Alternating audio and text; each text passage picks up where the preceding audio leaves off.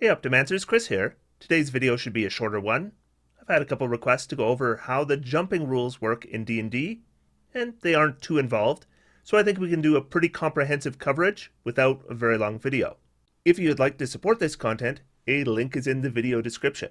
Today I'd like to thank these top-level patrons: Sam S., Scott Dunnington, Scott Shields, Sig, Stephen Edmondson, Stephen Yates, Steve Bouvel, TUM, Tazel, Thomas Barrero, TomTom, Tristan Bello, Vu, Wesley Terpstra, and Wick. Thank you all so much for your support. Let's get started.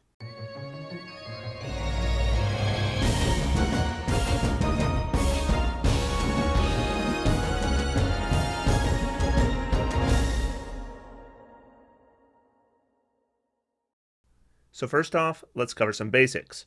There are two kinds of jumps that any character in D&D can do, and that would be a long jump and a high jump. Both of these jump types are based on your strength score. Neither are based on athletics proficiency for some reason. All that matters is how much strength you have. So, first we have the long jump. So according to the rules, you can cover a number of feet up to your strength score as long as you move 10 feet on foot immediately before the jump. So here we are on a battle map, and our wizard wants to jump over this ravine. The ravine is 10 feet across, and our wizard has a strength of 8. So if they attempt to make this jump, they're going to fall before they reach the other side. You know, some DMs might give you an athletics check to cover the extra distance or to grab the edge or something, but they don't have to, and the rules say nothing about providing them such a check with a long jump, though they do make a suggestion for high jumps. So here's our barbarian. With a higher strength, they can cover the ravine. However, they need to move 10 feet on foot first, so they could move here, and then there, and then they could jump across.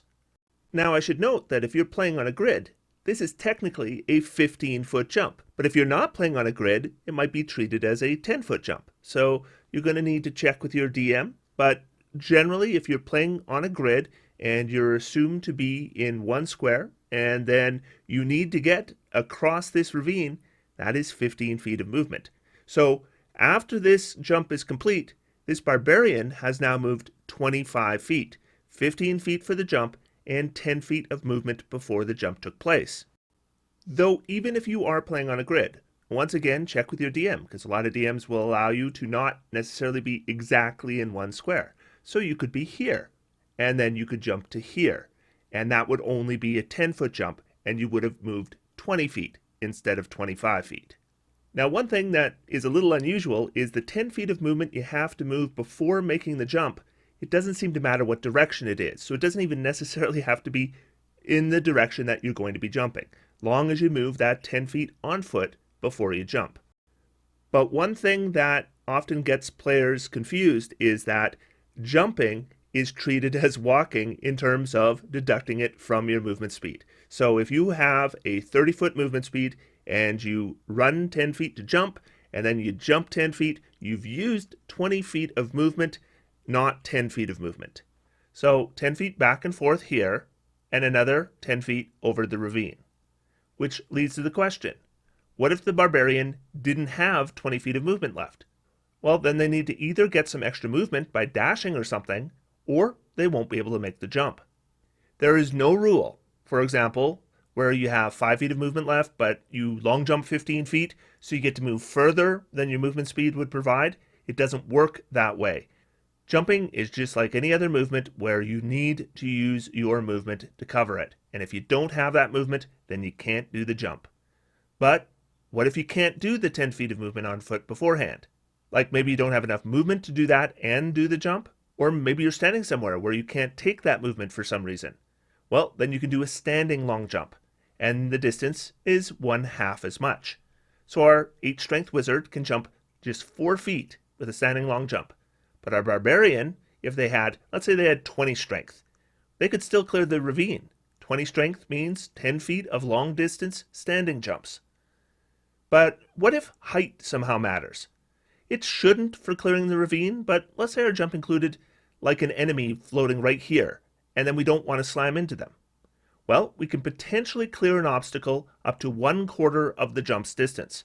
So our barbarian with the 20 strength that is jumping 20 feet could jump right over this enemy.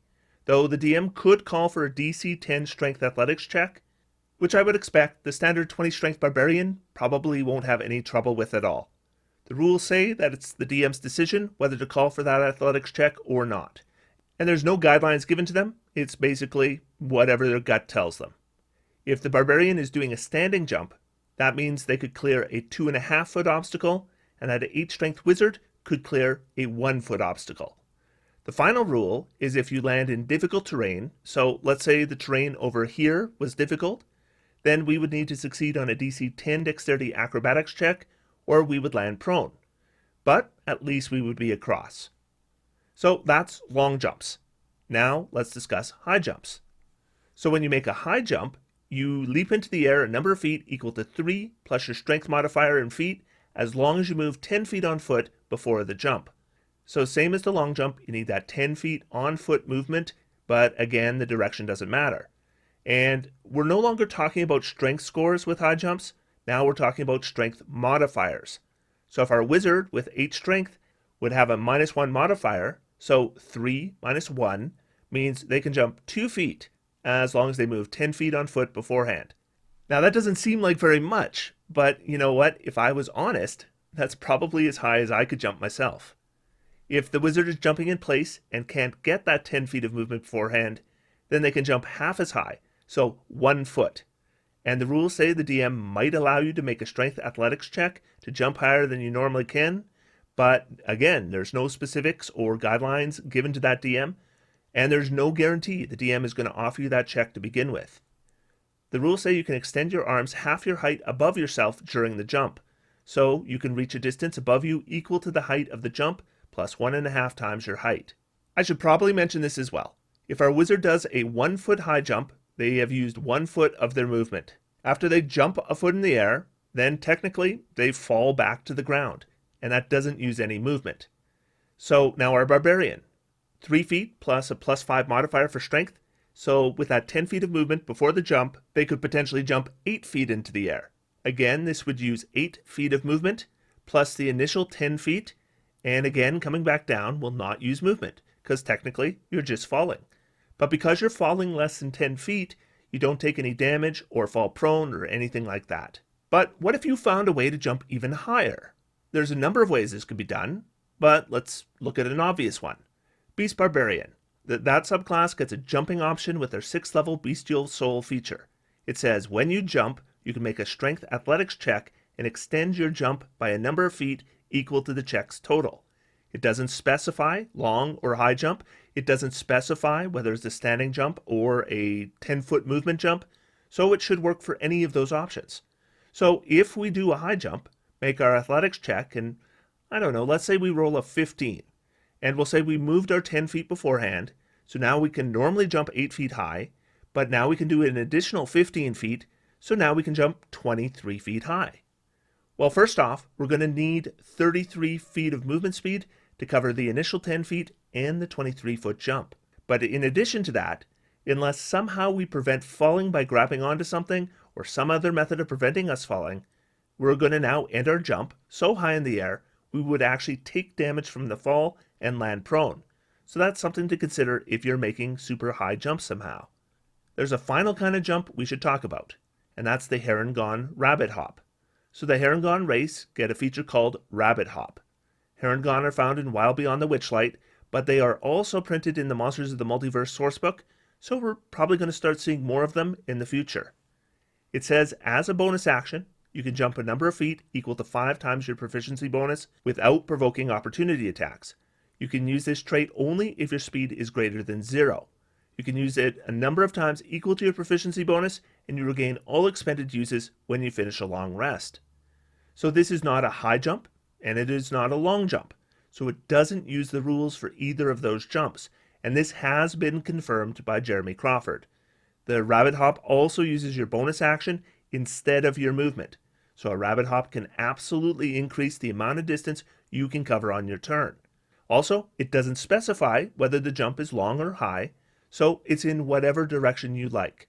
Though, according to the designers, the Rabbit Hop is a jump, so it benefits from anything that increases jumping distances like Step of the Wind, the Jump Spell, or the previously mentioned Bestial Soul feature.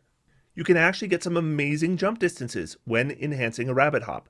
I mean, the jump spell alone, plus a 9th level Harengon, means a possible jump of 60 feet in the air. Make sure you have at least like a Featherfall spell or something, otherwise you're going to take 66 falling damage. And that's it. That's all the kinds of jumping movement for player characters in the game. I hope that clarifies some of the things for you. Also, when someone says strength is useless in D&D, this is one of the reasons they're wrong about that. If you have any other questions about jumping, leave them in the comments down below. I'll do my best to answer them. Otherwise, thanks everyone, and until next time, I'm going to sit back, relax, and have some fun. D&D is for everyone. Thanks everybody, and I'll talk to you soon.